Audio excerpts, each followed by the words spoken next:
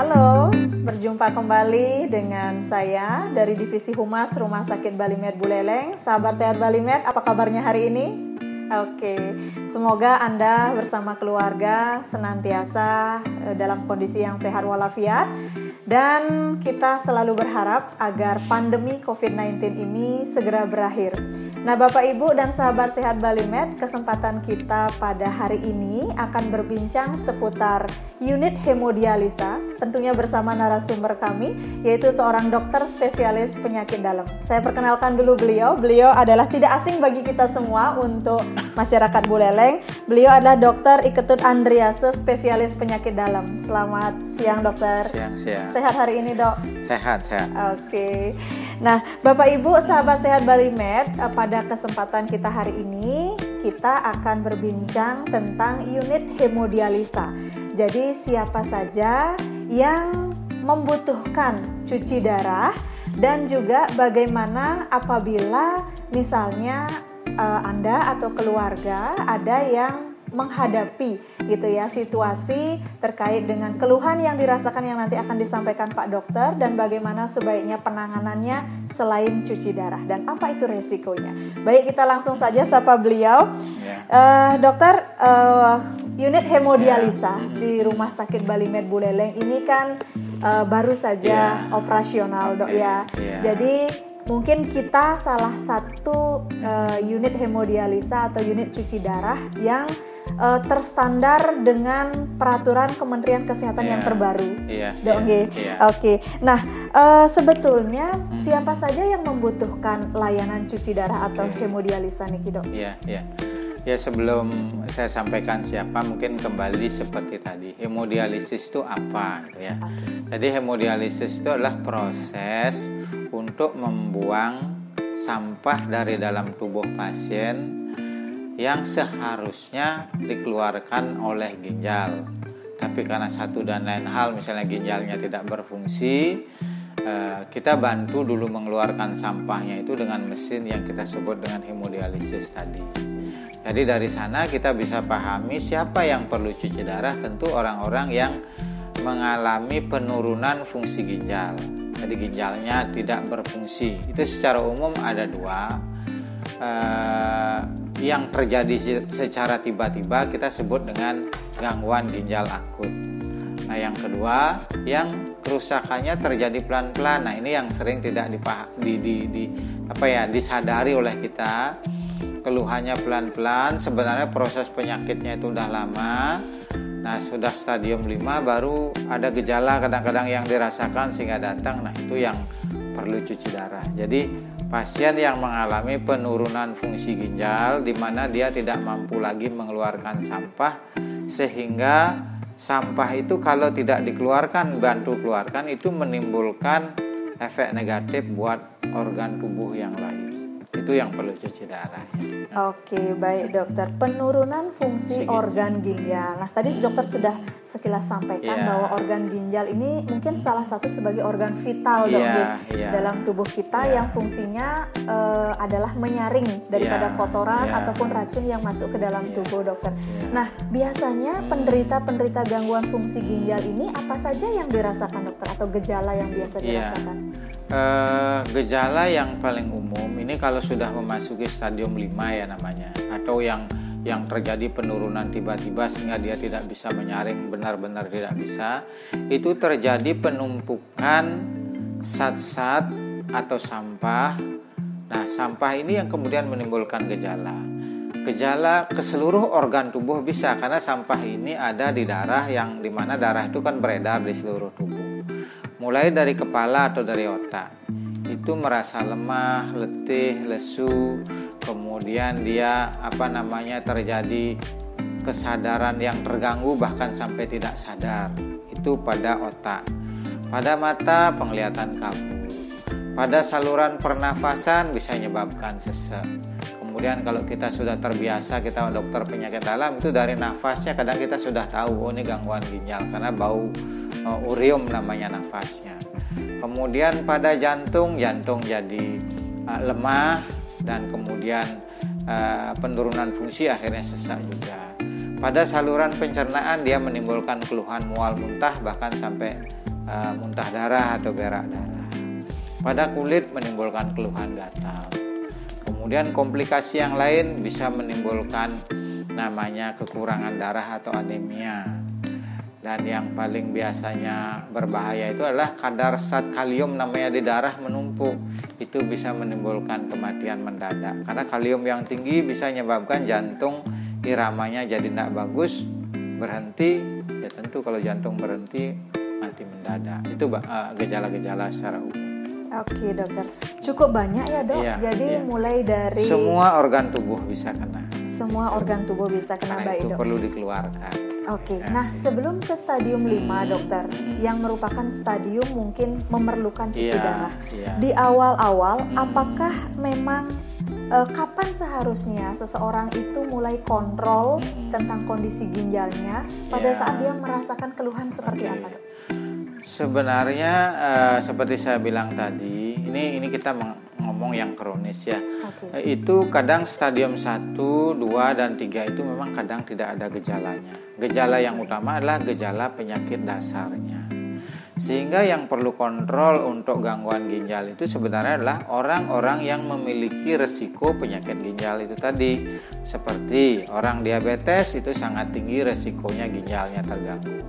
Sehingga setiap pasien diabetes tidak ada keluhan harus kontrol rutin. Orang hipertensi atau tekanan darah tinggi beresiko merusak ginjal. Orang yang pernah infeksi saluran kencing misalnya, itu juga ya walaupun tidak setinggi hipertensi dan diabetes juga ada resiko. Orang yang pernah kencing batu itu sangat beresiko juga, karena kadang salah persepsi, kencing batu saya sudah keluar batunya selesai masalah, bukan. Jadi orang yang sudah pernah kencing batu walaupun sudah keluar itu bukan berarti sudah sembuh, malah harus lebih sering kontrol untuk mencegah biar tidak batunya sudah kadong gede. Yang sering terjadi kan kalau sudah kadong gede atau menyumbat baru datang terlambat, itulah yang akhirnya perlu cuci darah. Jadi secara umum orang hipertensi, orang obesitas, orang diabetes, orang yang dengan riwayat kencing batu atau kencing darah, atau riwayat keluarga namanya ada penyakit polikistik, itu mesti mungkin lebih sering kontrol. Kalau belum begitu berat mungkin tiap 3 bulan atau kadang setahun, itu tergantung kondisinya. Paling tidak check up. Karena satu-satunya cara untuk mendeteksi lebih awal gangguan ginjal itu adalah check up. Baik, menarik dokter ya. Karena kebiasaan kita di Indonesia dok, mungkin termasuk kita dan keluarga juga, bahwa ke rumah sakit itu pada saat sakit dan ada keluhan dok. Kita sering melupakan bahwasannya kesehatan kita perlu kita ketahui sejak dini, atau kita sebut sebagai medical check up. Dok ya. Nah Bapak Ibu sahabat sehat Bali Med, kami di bagian humas itu ada program medical check up yang sudah terpaket. Ada paket memang pemeriksaan mulai dari organ vital, jantung, paru-paru, ginjal, lambung, sampai dengan kondisi saluran kencing dan juga saluran genitalia gitu ya. Jadi Bapak Ibu bisa langsung menanyakan kepada call center kami apabila memiliki keluarga dengan faktor resiko yang tadi disebutkan seperti diabetes, kemudian obesitas, hipertensi, gangguan saluran kencing, atau sudah pernah terdiagnosa kencing batu begitu, atau di keluarga punya penyakit polikistik, silakan. Jauh lebih baik investasi Anda gitu ya, tabungan Anda bisa Anda berikan kepada orang tua kita gitu yang membutuhkan untuk medical check up. Medical check up ini sangat penting ya dok untuk usia di atas 50 tahun dok nggih. Mungkin sekarang di atas 30 tahun sudah perlu. Oke, di atas 30 tahun. Karena dengan medical check up tadi kita bisa mengetahui kelainan yang masih lebih masih lebih awal, lebih dini. Sehingga yang masih bisa kita perbaiki pasti kita perbaiki. Nah, ada dokter yang menginginkan pasiennya cuci darah gitu. Dok, betul. Jadi kalau kita masih bisa kita perbaiki, kita hambat progresivitasnya. Kalau menyetop mungkin tidak bisa karena itu udah hukum alam kan. Orang lahir, dewasa, tua, sakit, meninggal itu kan udah hukum alam. Yang kita bisa kita lakukan lah ya agar mirip-mirip seperti hukum alam itu saja. Seperti motor kan dibeli baru, kemudian dipakai lama-lama rusak, walaupun dirawat di bengkel tetap akan rusak. Tapi kalau tidak dirawat lebih cepat rusaknya. Seperti itu juga tubuh kita gitu. Iya, menarik sekali sahabat sehat Balimed ya dengan beliau berbincang. Nah, lanjut dokter. Apa sih dok bahayanya apabila pasien dengan gangguan fungsi ginjal yang sudah stadium 5 itu tidak melakukan cuci darah? Iya. Ya itu tadi. Terakhir kalau misalnya sudah ginjalnya setelah kita evaluasi ternyata sudah rusak, masuk kategori stadium 5 dan ya mohon maaf tidak bisa lagi ada yang bisa kita lakukan. Tentu satu-satunya cara adalah membantu ginjalnya yang sakit itu dengan cuci darah atau alat tadi itu. Karena kalau sampahnya tidak dikeluarkan, seperti saya bilang di awal, sampah itu akan merusak organ tubuh yang lain. Seperti ya pengandainya begini biar gampang di masyarakat ya. Kalau kamar kita penuh sampah, barang-barang yang ada di dalam kamar itu akan ikut rusak. Besinya akan karatan, dindingnya juga akan rusak, keropos. Nah, kalau sampahnya kita bersihkan, ya kamar jadi bersih. Tetapi besi yang karatan, dinding yang sudah keropos itu tidak akan balik lagi. Itu kalau sudah terlalu lama sampah dibiarkan. Tapi kalau sampahnya baru menumpuk, belum merusak besi, belum merusak dinding, kita bersihkan, tentu dinding dan besi ataupun alat-alat yang ada di kamar kita nggak jadi rusak, kan begitu. Nah begitu juga tubuh kita, kalau baru kejadiannya penumpukan sampah itu sudah kita bantu, tentu kerusakan organ tubuh yang lain bisa kita kurangi. Tapi kalau misalnya saya nggak mau cuci darah, takut bahaya cuci darah nanti meninggal, kan begitu sering terjadi di masyarakat karena salah persepsi. Nah tentu sampah yang menumpuk itu sudah sempat merusak organ tubuh yang lain. Nah kalau sudah terjadi kerusakan organ tubuh yang lain baru cuci darah, ya bukan tidak ada manfaatnya, ada, tetapi tidak semaksimal kalau lebih awal sudah kita lakukan. Sekali lagi, gangguan ginjal itu, sampah itu yang harusnya keluar itu bisa merusak seluruh organ tubuh kita. Tergantung mana yang lemah. Ada kadang ke otak lebih dulu, tidak sadar. Atau ke jantung, jantungnya jadi lemah, jadi sesak nafas. Ke lambung, mual muntah sampai muntah darah. Kemudian ke sumsum tulang menyebabkan gangguan pembentukan darah sehingga anemia. Itu bahaya. Semua organ tubuh bisa kena. Oke dokter. Ya sahabat sehat Balimed, itu tadi ya. Tapi kita perlu bertanya mungkin sama Pak dokter ini, ada enggak misalnya solusi lain dok selain cuci darah? Oke. Ya ada sebenarnya ya. Jadi biar gampang, jadi pengandaiannya seperti sepeda motor, kalau rusak salah satu onderdilnya ya tentu bengkel itu akan menyarankan diganti. Nah begitu juga kalau ginjal orang itu rusak, pilihan terbaik sebenarnya adalah ganti ginjal atau transplant ginjal. Cuman problemnya proses transplantasi ini memerlukan waktu yang agak panjang. Pertama mencari donor. Jadi siapa yang mau mendonorkan ginjalnya itu susah. Yang kedua, kalau ada keluarga yang mau mendonorkan ginjalnya, karena sayang misalnya anak gangguan ginjal, orang tuanya saya mau, kadang-kadang belum tentu cocok. Oke, kita donor, setelah itu dicek, cocok bisa juga, sehingga perlu proses panjang. Tapi kalau cocok, itu yang terbaik. Jadi transplant ginjal, dan itu sudah bisa dikerjakan di Bali, yaitu di Rumah Sakit Prof Murah atau dulu kita sebut Rumah Sakit Sanglah ya. Itu pertama. Yang kedua sebenarnya sama cuci darah tadi, cuman dengan alat yang berbeda. Kalau cuci darah yang konvensional itu kan pakai mesin, tabung, darahnya dikeluarkan, dibersihkan oleh tabung tadi itu sat, kemudian yang sudah bersih masuk ke darah. Cara yang kedua ada namanya memakai perut yang kita sebut dengan CAPD. Kita pun melayani di sini. Itu perlu operasi kecil, dipasang alat di perutnya.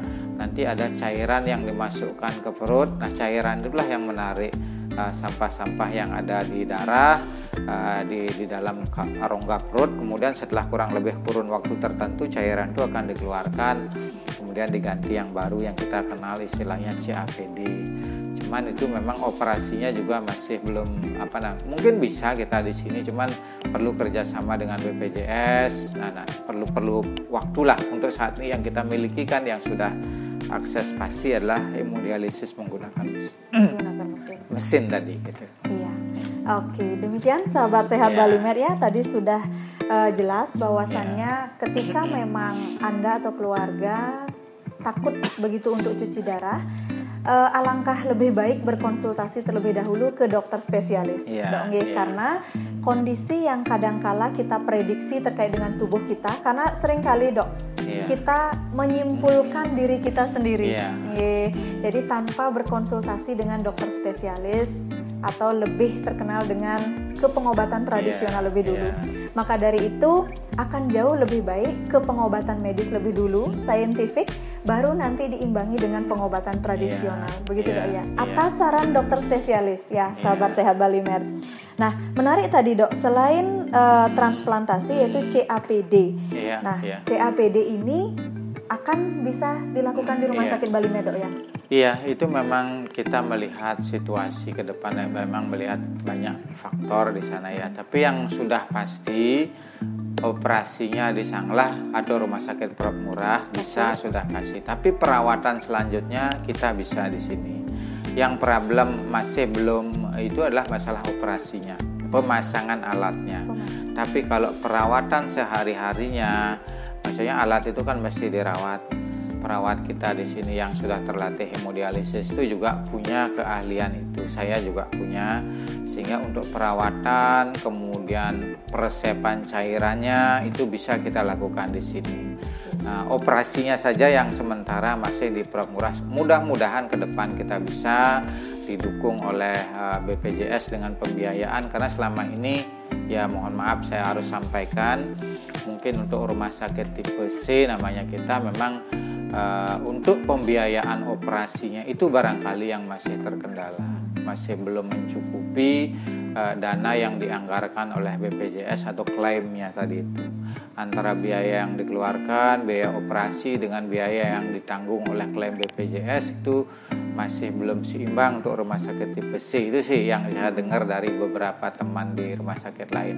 Tapi kalau rumah sakit Prof Murah itu kan masuk tipe A, dibayarnya tentu lebih tinggi dari tipe C sehingga cukup untuk biaya operasi itu. Nah, ini memerlukan kerjasama berbagai pihak termasuk dari BPJS dan mungkin Dewan Jaminan Nasional Sosial Nasional untuk meningkatkan codingan, istilahnya lah codingan BPJS untuk kegiatan operasi pemasangan CAPD tadi. Ya, baik sahabat sehat Balimed. Yang perlu kami sampaikan juga bahwa layanan unit hemodialisa atau unit cuci darah di Rumah Sakit Balimed itu memiliki beberapa keunggulan, dokter ya. Yang pertama itu adalah layanan unit hemodialisa kami itu sudah terstandar dengan peraturan Kementerian Kesehatan yang terbaru. Jadi kita satu-satunya mungkin yang baru kali pertama mengikuti sesuai dengan standar Kemenkes, Pak Dokter G. Dan kita sudah divisitasi oleh Kementerian Kesehatan dan Astungkare berkat doa dan restu dari masyarakat Buleleng, kita saat ini juga sudah bisa menerima menggunakan BPJS Kesehatan untuk Bapak Ibu yang membutuhkan layanan cuci darah di Rumah Sakit Balimed gitu.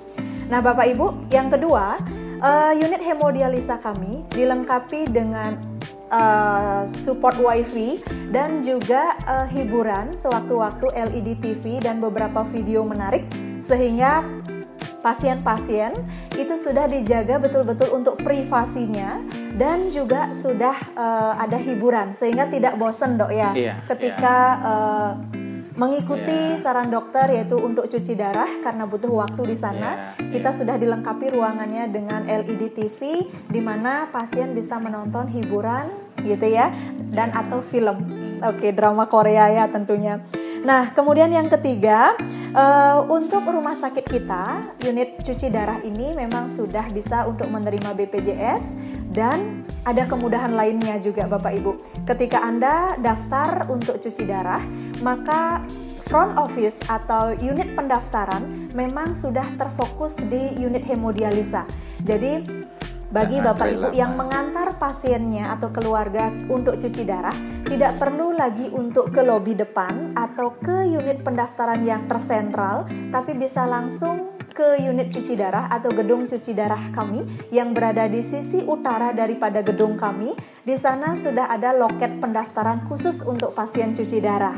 Kemudian yang keempat, Bapak Ibu, ketika memerlukan obat yang rutin setelah cuci darah, jadi Anda akan dibantu oleh petugas unit hemodialisa kami untuk mengambilkan obat rutin tersebut ke bagian farmasi kami.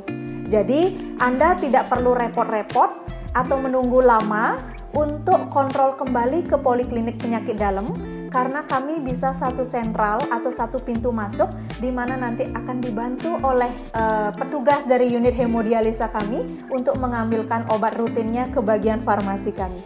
Cukup Anda atau keluarga menunggu di ruang tunggu daripada unit hemodialisa tersebut. Nah, untuk kelengkapan penunjang lainnya, jadi Bapak Ibu, yang paling penting adalah kita di Rumah Sakit Bali Med untuk pasien-pasien yang sudah rutin cuci darah itu akan diberikan suntikan hormon, istilahnya betul Dok ya? Suntikan hormon yang fungsinya adalah untuk mempertahankan kadar hemoglobin dalam darah, sehingga pasien-pasien ini mungkin akan lebih jarang untuk masuk rumah sakit. Jadi Bapak Ibu, tidak semua rumah sakit bisa untuk memberikan suntikan hormon ini, Pak Dokter. Jadi untuk Rumah Sakit Bali Med Buleleng, karena beliau Bapak Dokter Andrease juga sebagai penanggung jawab dari unit hemodialisa ini, mungkin bisa dijelaskan sedikit Dok, apa sih kelebihannya diberikan suntik hormon dan ketika pasien tidak diberikan suntik hormon ini Dok? Iya, tentu yang tadi itu adalah suntik hormon eritropoietin namanya Seperti saya bilang tadi, ginjal itu di samping fungsinya menyaring atau mengeluarkan sampah, dia punya fungsi yang banyak lagi. Salah satunya adalah menghasilkan hormon untuk pembentukan darah yang kita sebut hormon eritropoietin. Nah, seiring dengan kerusakan ginjal tadi, tentu kemampuan menghasilkan hormon juga berkurang. Nah, itulah kenapa pasien-pasien yang gangguan ginjal kronis stadium 3, 4, 5 itu biasanya 80% dia akan anemia. Nah, itu salah satu penyebabnya karena hormonnya yang berkurang. Nah, kita di sini berkomitmen untuk memberikan membantu itu, karena sebagian memang di rumah sakit tertentu saya tidak boleh mungkin menyebut ya. Jadi ada sebagian yang dikasih, ada yang tidak, tapi kita berkomitmen untuk itu.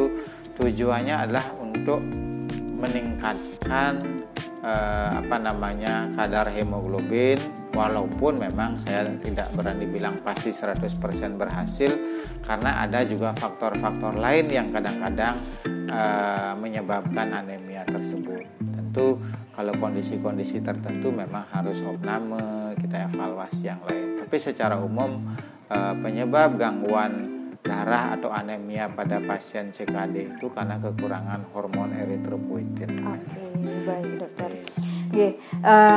Itu ya sudah jauh lebih jelas ya Bapak Ibu sahabat sehat Bali Med. Jadi terakhir nih Dok, sebelum kita closing, apa sih yang harus dihindari Dok? Baik itu untuk anak muda mungkin umur di bawah 25 tahun atau yang sudah lanjut usia saat ini, agar terhindar dari gangguan fungsi ginjal atau tetap sehat nih ginjal kita Dok? Silakan Dok. Iya, tentu kalau yang masih sehat, artinya belum ada gangguan ginjal, tentu ya salah satu memang faktor resiko adalah obesitas. Jadi tentu dengan olahraga teratur, menjaga asupan yang seimbang sehingga antara berat badan dengan tinggi badan itu seimbang, yang kita sebut berat badan ideal. Kalau obesitas, beban ginjal tentu akan lebih tinggi, lebih capek kerja, ya tentu lebih cepat rusak. Itu secara umumnya. Kemudian minum air yang cukup, jangan juga berlebih. Jadi kurang lebih antara orang normal itu kan 1,5 sampai 2 liter per hari. Kemudian yang memiliki faktor resiko seperti saya bilang tadi, diabetes, hipertensi, tapi belum ada gangguan ginjal, berobatlah sebelum ada gangguan itu secara teratur. Karena sering, ya mohon maaf, mungkin bukan sering ya, beberapa pasien kadang-kadang, saya kan tidak ada keluhan dok, kenapa saya mesti minum obat hipertensi, diabetes gitu, sering. Sebenarnya saat paling penting berobat itu saat itulah.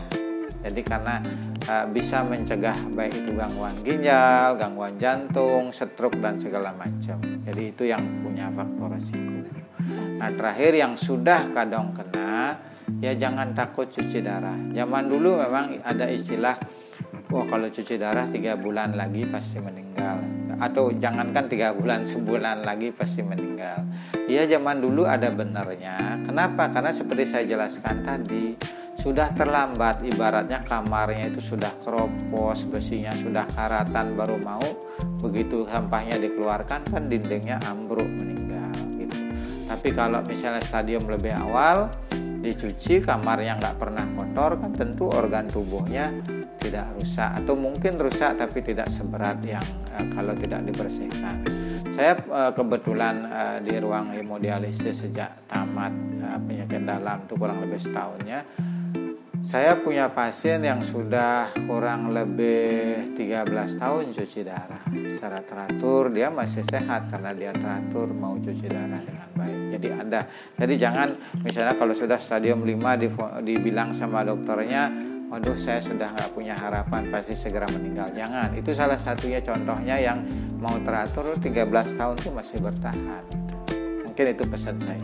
Oke, menarik ya. Jadi apapun yang kita hadapi dan situasi kita saat ini, kalau kita punya pikiran yang positif dan optimis, dan mengikuti berusaha mengikuti saran dari dokter spesialis, maka peluang untuk kita bisa bertahan gitu ya. Walaupun seperti kata dokter tadi, bijak sekali Pak Dokter, mengikuti dari siklus hukum alam ini, setidaknya kita bisa untuk menunda gitu dok ya. Terima kasih banyak dokter atas kebersamaan kita pada hari ini. Mungkin Bapak Ibu yang kiranya masih ingin bertanya dengan kami, Anda bisa call center kami di 0362 330 7788. Apapun bisa Anda tanyakan seputar unit hemodialisa kami, atau ke call center marketing kami di 0813 3996 8403. Jadi pertanyaan Anda nanti akan kami teruskan kepada dokter spesialis kami, kemudian nanti akan kami bantu untuk menjawabnya. Nah, terima kasih banyak dokter sekali lagi untuk kebersamaan kita pada siang hari ini. Nanti saksikan terus, akan ada video tentang bagaimana sih ruangan unit hemodialisa di Rumah Sakit Balimed Buleleng ini. Terima kasih atas perhatian dan mungkin sudah menyimak obrolan kita pada hari ini. Mohon maaf apabila kami ada yang kurang berkenan dalam obrolan kami. Kita akhiri ya dok. Selamat sore, salam sehat dari kami.